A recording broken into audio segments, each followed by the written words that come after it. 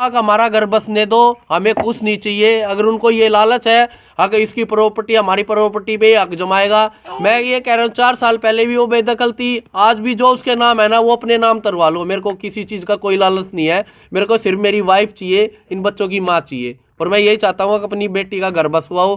कोई भी माँ अपनी बेटी का घर उजाड़ने में राजी नहीं होती। उसको जो जुड़वाने पे राजी कर रहे हैं ना, जो मिसगाइड कर रहे हैं, उनको कोई ये समझाओ अगर अपनी बेटी का घर बसाया जाता है, उजाड़ा नहीं जाता अपना। वहाँ पे मेरी वाइफ नहीं आई थी, उसका मेडिकल लगा दिया गया था। हमारी तरफ से मैं, मेरी मम्मी, दोनों बच्चे, मेरे पापा गए थे, और उनकी तरफ से उसका भाई, दादाजी और 2 अदर पर्सन थे, उनके नाम नहीं पता मेरे को, और केस जो आईओ थे वो गए थे। तो वहाँ पे बातचीत हुई, उनको समझाया गया उनको क्यों नहीं आए। वो बोले सर वो मेडिकल लगा दिया उसका, वो एडमिट है, बीमार हो रखी है। फिर मैडम ने मेरे से भी पूछा भाई क्या बात है बेटा, क्यों नहीं हो।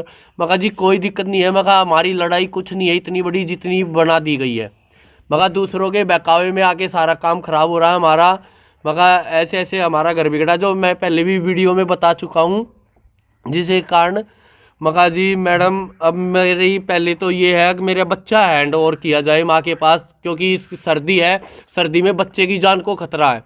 क्योंकि दूध है, माँ ही पिला सकती है, बच्चा बाप के पास नहीं पल सकता। एक माँ जो होती है वो बच्चे को हर तरीके से, हर मुसीबत से उठा के भी पाल सकती है, लेकिन बाप नहीं पाल सकता, ये सभी को पता है। और मेरा काम अब जैसे मैं घर पे बैठा हूँ, वहाँ पे जाता हूँ तो मेरा काम भी छुटा हुआ है। सारे हालात ऐसे हो रहे हैं, दिन पे दिन बदतर होते जा रहे हैं हालात। तो प्रवीण 3 तारीख को जो भी एपिसोड हुआ, जो भी घटना हुई, वो पूरी हरियाणा ने देखी। उससे क्या लगता है ये मामला सुलझ जाएगा, फिर जो 2 गुना जो पेज चाहिए उलझ जाएगा? ये दुगना पेज तो ऐसे उलझ रहा है जो उनको भड़का रहे हैं।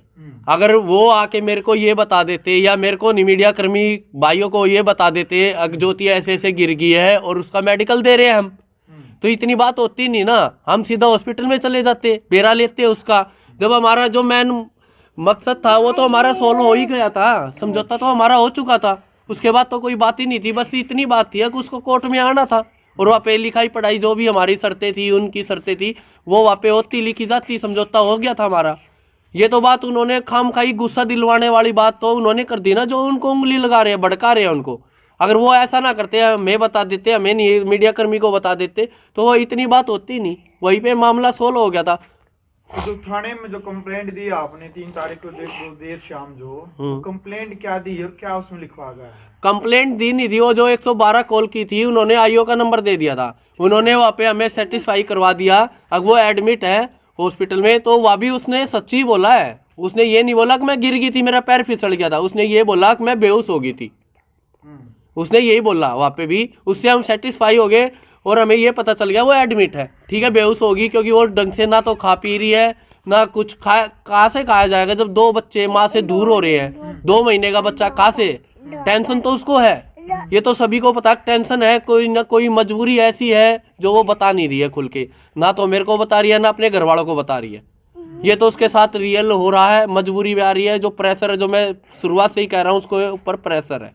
तो 2 तारीख के लिए यहाँ पर भरी गई थी, ज्योति की तरफ से कहा गया था कि मैं आने के लिए तैयार हूँ, तो क्या उसके परिवार वालों का नैतिक फर्ज नहीं बना था कि मीडिया के साथियों को वो एक बार फोन करके कह सकते थे कि भाई ज्योति बीमार हो गई, ज्योति को चोट लगी है या हॉस्पिटल में एडमिट है? उन्होंने एक बार भी फोन करके किसी को नहीं बताया। हमें जो पता चलता है वकील के जरिए पता चलता है, तो क्या यहाँ पर कोई षड्यंत्र की बू नहीं आती? षड्यंत्र वो बाहर वाले रचवा रहे हैं ना। अगर उनका षड्यंत्र होता तो वो पहले दिन हाँ क्यों भरते, उसके पापा हाई राजी क्यों होते, ना मेरी वाइफ राजी होती।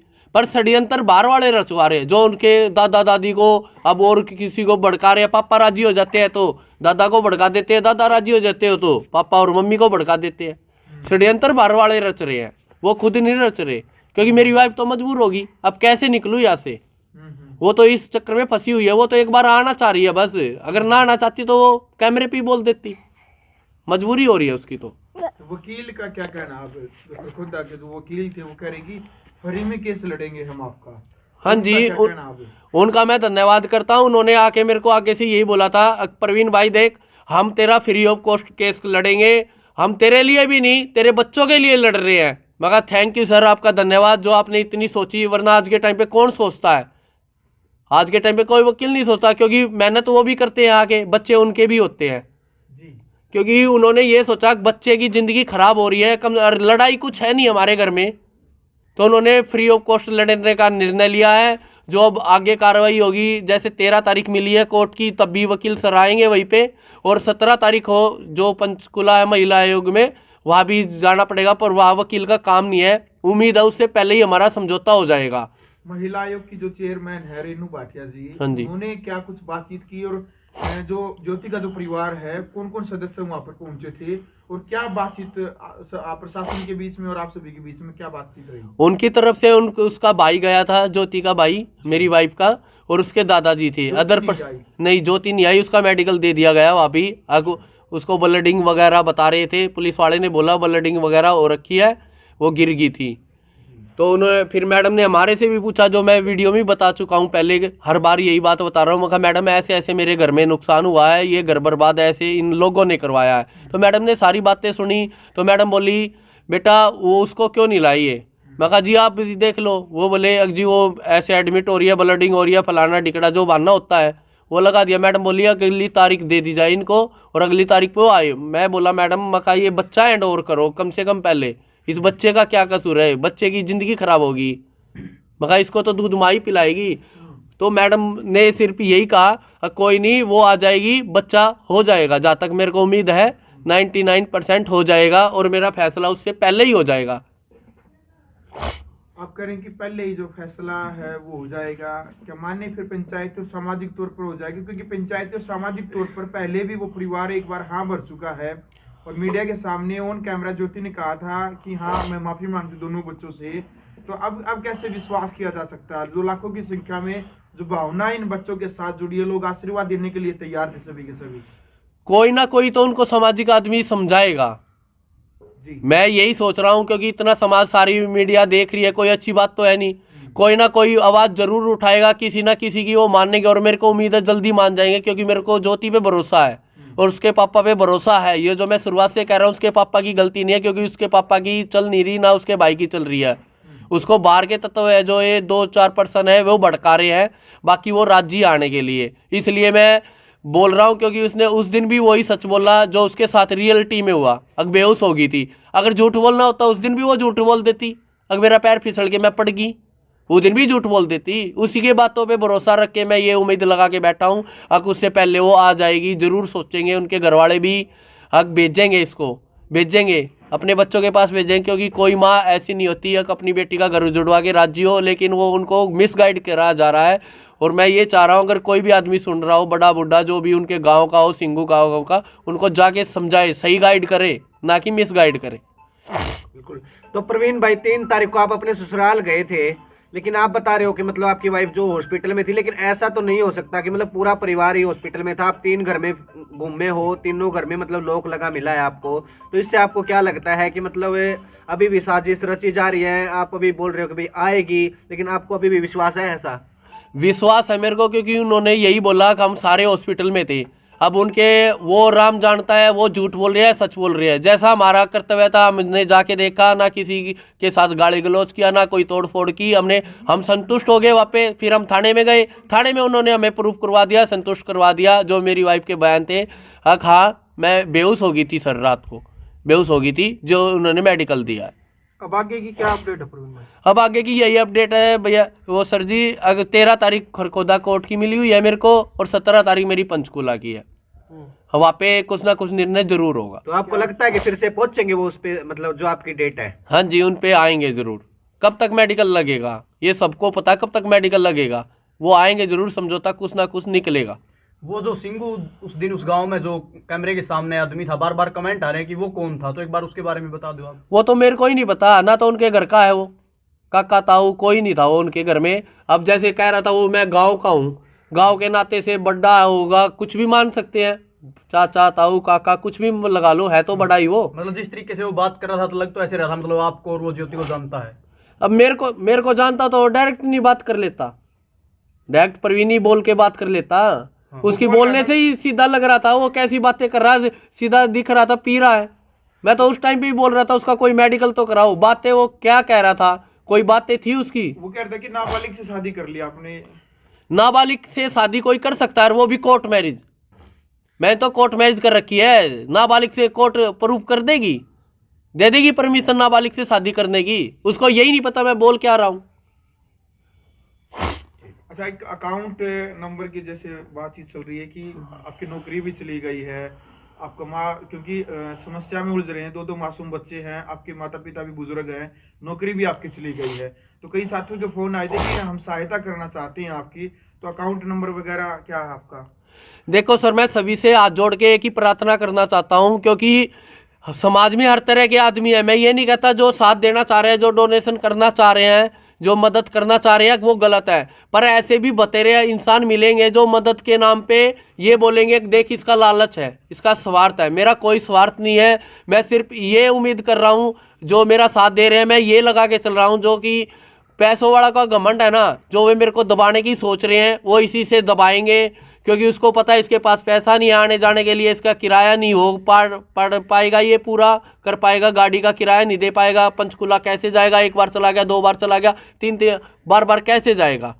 वो मेरे को यही दबाना चाहते हैं, और मैं इसीलिए चाहता हूँ ताकि मेरे बच्चों की भी तबीयत ठीक जो बिगड़ती जा रही है उसमें मेरे को सहायता मिल जाए, और मेरी आर्थिक व्यवस्था है जो वो ठीक हो जाए, ताकि मैं लड़ सकूँ, उनका जवाब मैं दे सकूं। कोर्ट के तरीके से ही मैं जवाब दूंगा, ना मेरा कोई लड़ाई झगड़ा, ना मेरे को किसी के नीचा दिखाना। मेरे बच्चे आ जाए, मेरे को किस चीज़ की लड़ाई है उनसे।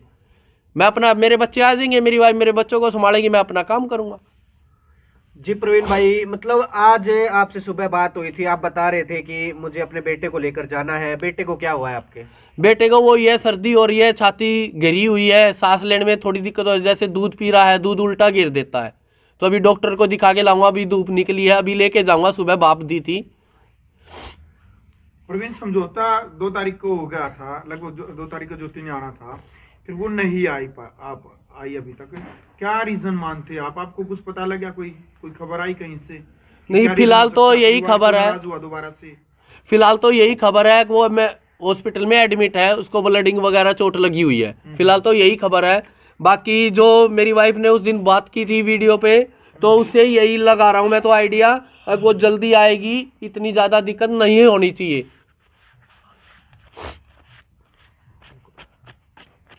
तो फिर अब आप लास्ट में क्या कुछ कहना चाहोगे, जो ये वीडियो देख रहे हैं और बार बार हमारे पास कॉल आ रहे हैं, उनसे कुछ कहना चाहते हो आप? मैं यही कहना चाहता हूँ कि उनके परिवार से बात की जाए, कोई ना कोई बड़ा आदमी जो समझदार है, उनको मिस गाइड कर रहा है, उनको भी समझाए। तुम क्यों मिस गाइड कर रहे हो? किसी का घर बसा नहीं सकते तो क्यों उजड़वा क्यों रहे हो तुम?